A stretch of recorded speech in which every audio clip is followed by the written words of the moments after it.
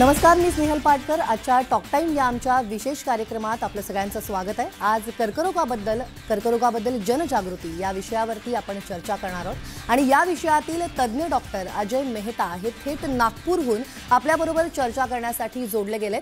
तर डॉक्टरांना मी तुमच्या मनात असलेले सगळे प्रश्न विचारणार आहे, पण त्याआधी मी डॉक्टरांची तुम्हाला थोडक्यात ओळख करून देते। डॉक्टर अजय मेहता हे नागपूर एसीजी कॅन्सर सेंटरचे संचालक आहेत आणि सर्जिकल ऑन्टोलॉजी डिपार्टमेंट चे प्रमुख सुद्धा आहेत। तर डॉक्टरांचं मी आमच्या टॉक टाइम या कार्यक्रमात स्वागत करते। डॉक्टर, तुमचं खूप खूप स्वागत। कर्करोगाबद्दल जनजागृती या विषयावरती आता आपण चर्चा करणार आहोत। 4 फेब्रुवारीला वर्ल्ड कॅन्सर डे साजरा केला जातो। डॉक्टर, मला तुम्हाला असं विचारायचं आहे की याच दिवशी हा वर्ल्ड कॅन्सर डे साजरा केला जातो, याचं नेमकं कारण काय?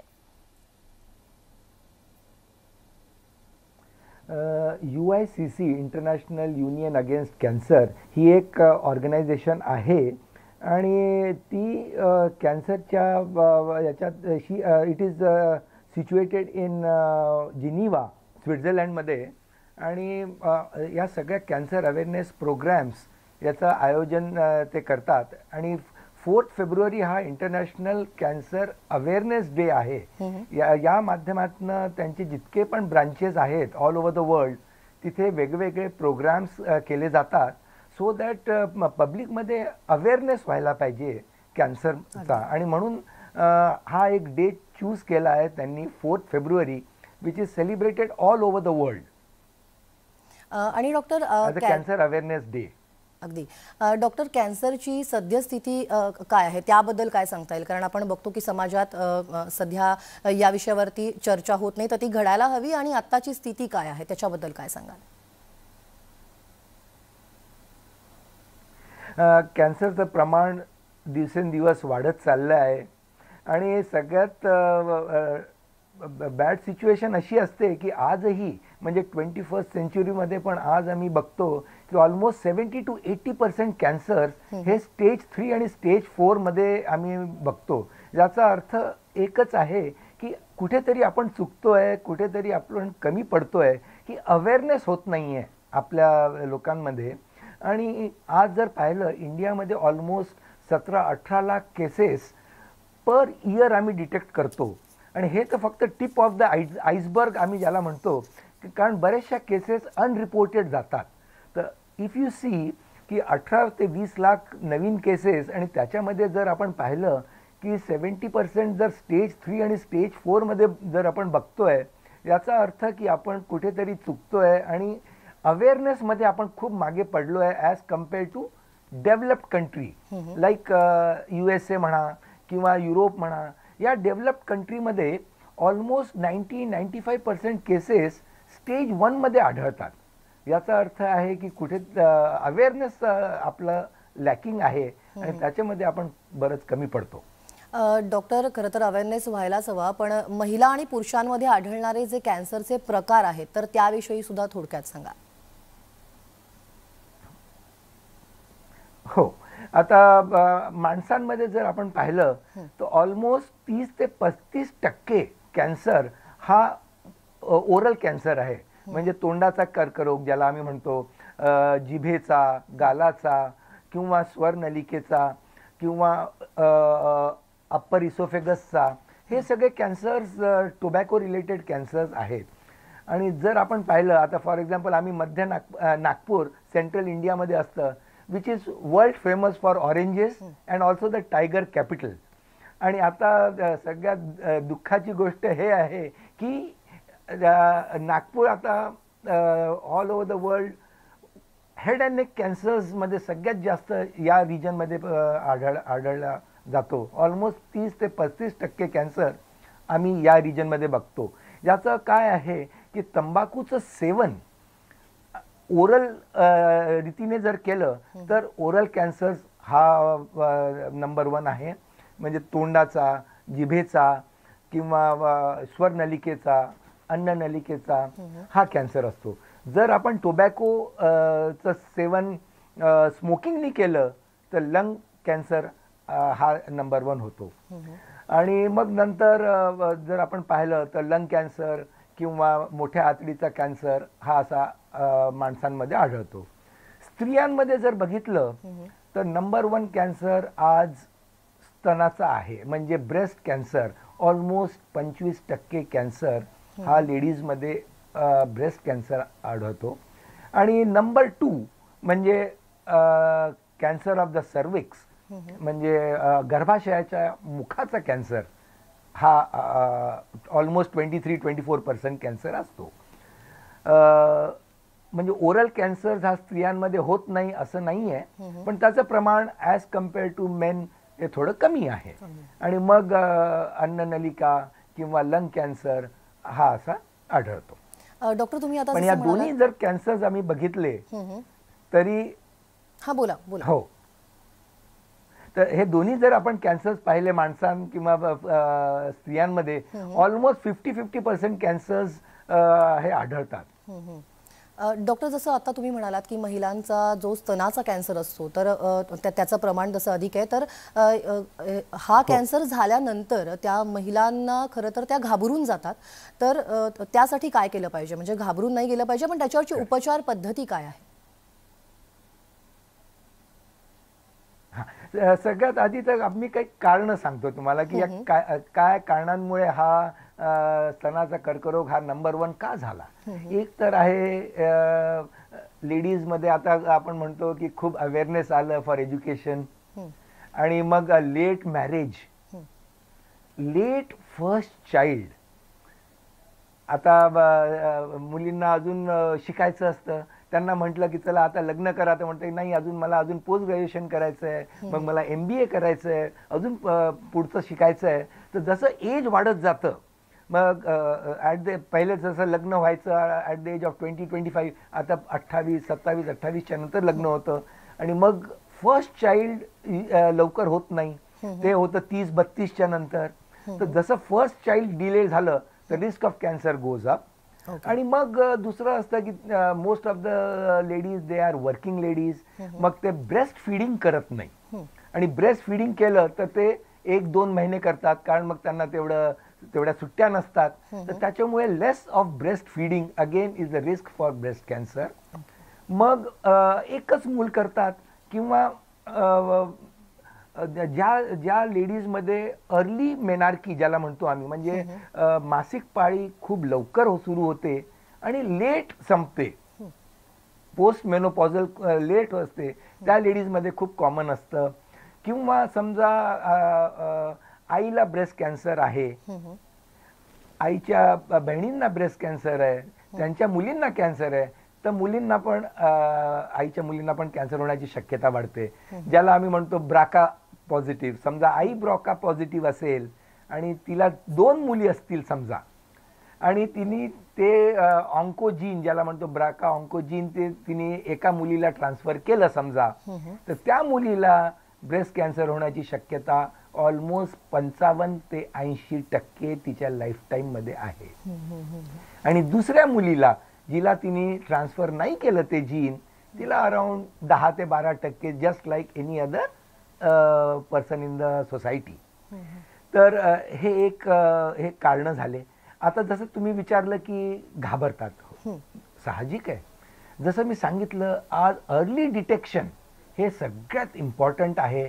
कारण महिलांना सगळ्यात आधी भीती तीच वाटते की जर मला स्तनाचा कर्करोग झाला तर माझं पूर्ण ब्रेस्ट काढून टाकण्यात येईल, पण असं नाही आहे. आज ऑलमोस्ट 80% पेशंट्स, 90% पेशंट्स मध्ये आम्ही ब्रेस्ट कन्झर्वेशन ट्रीटमेंट करायचा प्रयत्न करतो.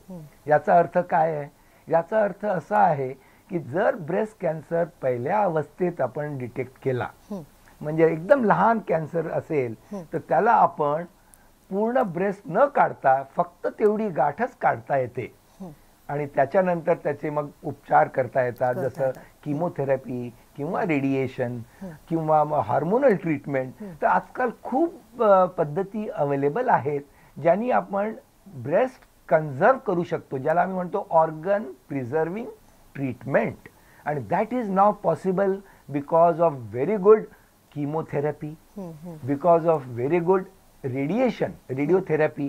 आणि जसं काय की कॅन्सरचं ट्रीटमेंट एक कोणी डॉक्टर देत नाही, it is a multi modality treatment. याचा अर्थ सर्जन असतो, मग किमोथेरपीचा डॉक्टर असतो, रेडिएशनचा डॉक्टर असतो, आणि सगळ्यात इम्पॉर्टंट एक आहे काउन्सिलर, सायकोथेरपी. मला एक हे सांगण्याचं तुम्हाला महत्व वाटतं की प्रत्येक पेशंटला काउन्सिलिंगची गरज असते. अगदी. म्हणजे जी भीती आहे लोकांमध्ये की आज मला कॅन्सर झाला तर माझं मृत्यूपत्र, जसं काही आपण म्हणतो की डायग्नोज झालं, हे झालंय, हे नाही आहे, असं नाही आहे. आज कॅन्सर क्रॉनिक डिझीज जसं डायबिटीज, ब्लड प्रेशर असं झालंय, तर कॅन्सर हा एक क्रॉनिक रोग, म्हणजे अक्यूट असं क्वचितच असं होतं की कॅन्सर डायग्नोज होतो आणि पेशंटची डेथ होते, असं होत नाही. बरेचसे आम्हाला सिम्पटम्स आधीच कळतात. डॉक्टर, कॅन्सरला प्रतिबंध आपण घालू शकतो का? कारण की उपचार पद्धती तर आता तुम्ही सांगितलीत, पण आपण प्रतिबंध कसा घालू शकतो?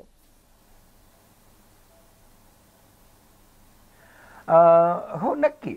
आता जसं फॉर एक्झाम्पल आपण मी सांगितलं की स्त्रियांमध्ये नंबर 2 कॅन्सर आहे सर्वायकल कॅन्सर.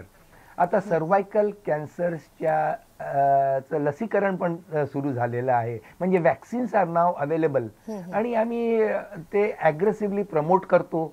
ऑल डेव्हलप्ड कंट्रीमध्ये cervical cancer vaccine programmes establish झालेले आहेत, पण आपल्या कंट्रीमध्ये अजूनही ते एवढं एस्टॅब्लिश नाही आहे. पण आम्ही एनकरेज करतो 9 वर्ष ते 20 वर्षाच्या 22 वर्षाच्या आत प्रत्येक मुलीनी, म्हणजे तिचं सेक्शुअल ॲक्टिव्हिटी सुरू करण्याच्या आत या इंजेक्शन जर घेतले तर सर्वायकल कॅन्सर होण्याची शक्यता, जे HPV infection, human papilloma virus, जे सेक्शुअल इंटरकोर्सच्या नंतर शारीरिक संबंध ठेवल्यानंतर जे इन्फेक्शन्स होतात, त्याच्यामुळे हा होणारा जो कर्करोग आहे, कॅन्सर आहे, याला आपण रोकथाम करू शकतो या कॅन्सरची.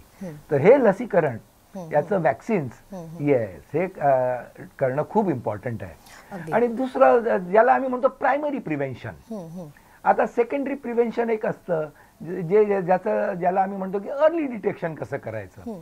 आता स्तनाचा कर्करोग समजा, जर स्तनाचा कर्करोग आम्ही फर्स्ट स्टेजमध्ये डिटेक्ट केला तर ऑब्व्हियसली अर्ली स्टेजमध्ये जर कॅन्सर डिटेक्ट झाला तर त्याचं ट्रीटमेंट बरोबर होईल आणि त्याचे सक्सेस रेट ऑलमोस्ट 95%, 98% पर्यंत जाऊ शकतात.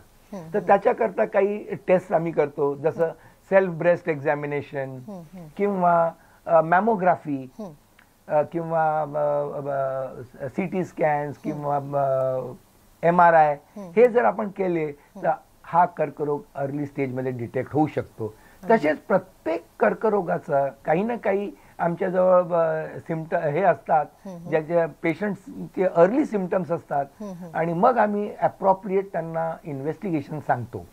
सो द बेस्ट ट्रीटमेंट असते ती जी असते की if we can catch cancer in its infancy, म्हणजे खूप अर्ली स्टेजमध्ये.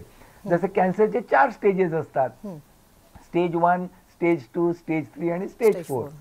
मी काय सांगितलं, डेव्हलप्ड कंट्रीमध्ये एक स्टेज असते, त्याला म्हणतात स्टेज 0. आता स्टेज 0चा अर्थ काय आहे? स्टेज 0 म्हणजे पेशंटला काहीही सिम्पटम्स नाही आहे, काही त्रास होत नाही, आणि पेशंट रेग्युलर चेकअप करता आपल्या डॉक्टरकडे जातो. आता फॉर एक्झाम्पल, जर 40 वर्षाची लेडी वर्षातनं एकदा आपलं मॅमोग्राफी करते, आणि जर आम्ही मॅमोग्राफी मध्ये तो कॅन्सर जर डिटेक्ट केला तर त्याला आम्ही म्हणतो ऑलमोस्ट स्टेज 0 मध्ये हा कॅन्सर डिटेक्ट होतो, आणि त्याचं सक्सेस किंवा क्युअर रेट इज ऑलमोस्ट 99%. म्हणजे यासाठी महिलांनी घाबरून न जाता पुढे येऊन स्वतःचं चेकिंग करणं गरजेचं आहे, स्वतःला चेक करणं गरजेचं आहे. डॉक्टर, एक मी आता खरं तर या टॉक टाइम मध्ये वेळ झाली एका छोट्याशा ब्रेकची. ब्रेकनंतर आपण सर्वायकल कॅन्सर, त्याच्याबद्दलचं लसीकरण आणि SCG सेंटरमध्ये कोणकोणत्या सुविधा उपलब्ध आहेत याविषयी आपण डॉक्टरांकडून जाणून घेणार आहोत. पण तुर्तास घेऊयात एक छोटासा ब्रेक. पहा फक्त न्यूज 18 लोकमत.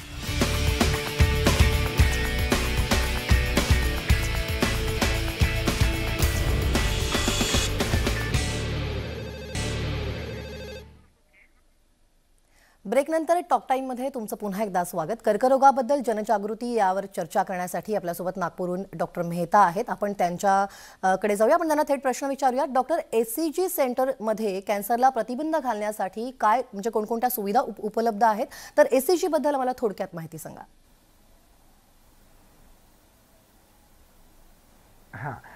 HCG हे सेंट्रल इंडियाचं एकमेव NABH accredited super speciality cancer hospital आहे.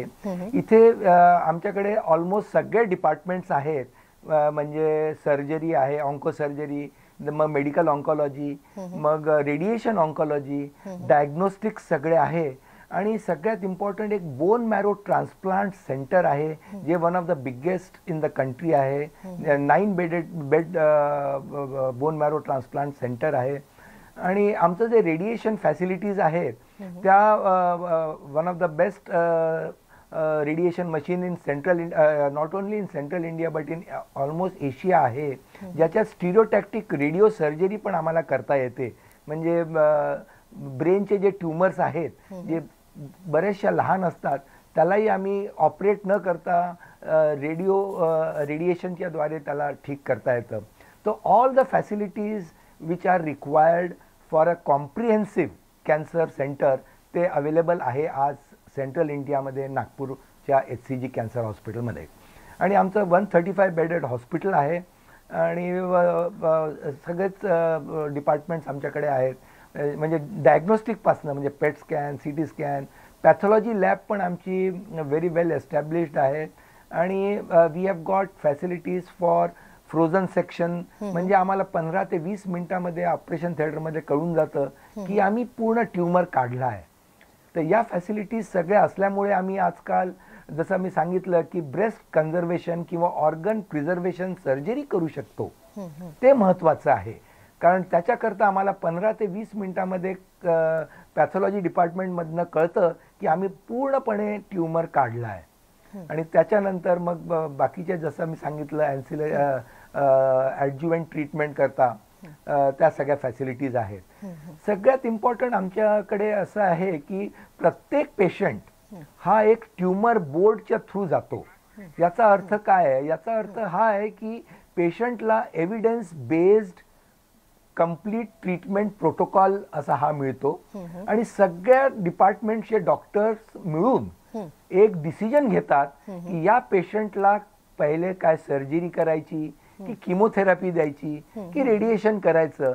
हे सगळं एक प्रोटोकॉल एक तयार होतो आणि त्याच्या अनुसार मग आम्ही पुढे जातो. आणि जर काही चेंजेस करायचे असले त्याच्याकरताही आम्ही तर रेडिएशन आणि केमोथेरपी बद्दल सुद्धा खरं तर मतमतांतर आहेत. त्याच्यामध्ये सुद्धा जे पेशंट असतात ते आणि त्यांचे नातेवाईक हे दोघंही खरं तर या दोन्ही उपचार पद्धतीला घाबरतात. तर त्याबद्दल आम्हाला थोडक्यात सांगा, कारण केमोथेरपी कितपत घाबरतात, तर त्याबद्दल थोडक्यात सांगा. करेक्ट. मग त्याच्याकरता आमच्याकडे खूप पॉवरफुल डिपार्टमेंट आहे ज्याला म्हणतो सायको काउन्सिलिंग एक डिपार्टमेंट आहे, ज्याच्यात पूर्ण काउन्सिलिंग आम्ही पेशंटला करतो. आणि किमोथेरपीची जी भीती आहे किंवा रेडिएशनमुळे आपण पूर्ण जळून जाऊ ही जी भीती असते ती हे काउन्सिलर्स सगळे त्यांना हे करतात. आणि आजकाल किमोथेरपी म्हणजे फक्त आजकाल इम्युनोथेरपी पण आलेली आहे. म्हणजे किमोथेरपीचे साईड इफेक्ट्स कमी करण्याकरता बाकीचे पण जे सपोर्टिव्ह सिस्टम आहेत ते पण आपल्याकडे खूप चांगले आता डेव्हलप झाले. म्हणजे किमोथेरपीमध्ये जी भीती असायची लोकांना की खूप वॉमिटिंग होणार, हात पाय काळे निळे होतील, तेही नाही.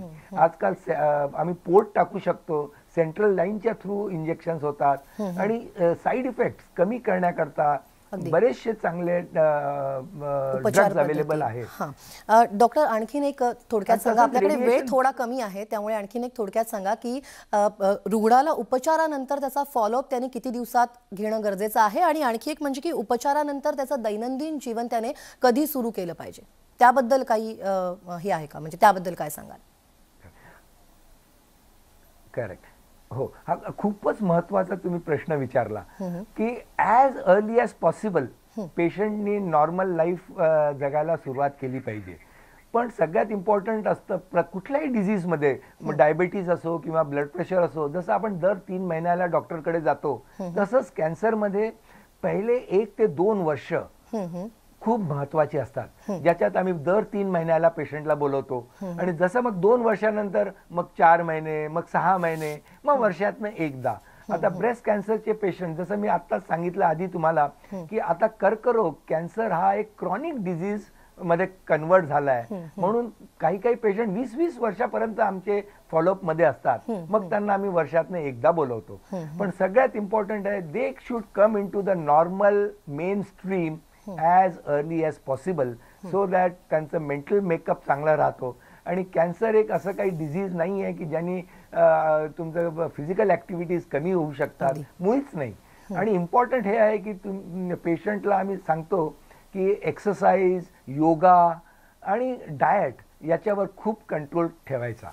ओबेसिटी पण खूप इम्पॉर्टंट आहे. ओबेसिटीमुळे पण बरेचसे फॅक्टर्स असतात ज्यांनी कॅन्सरचा रिकरन्स होण्याची शक्यता वाढते. तर if you have a proper balance diet, regular exercise, yoga, meditation, हे सगळं खूप महत्वाचं आहे for a good successful rehabilitation. अगदी.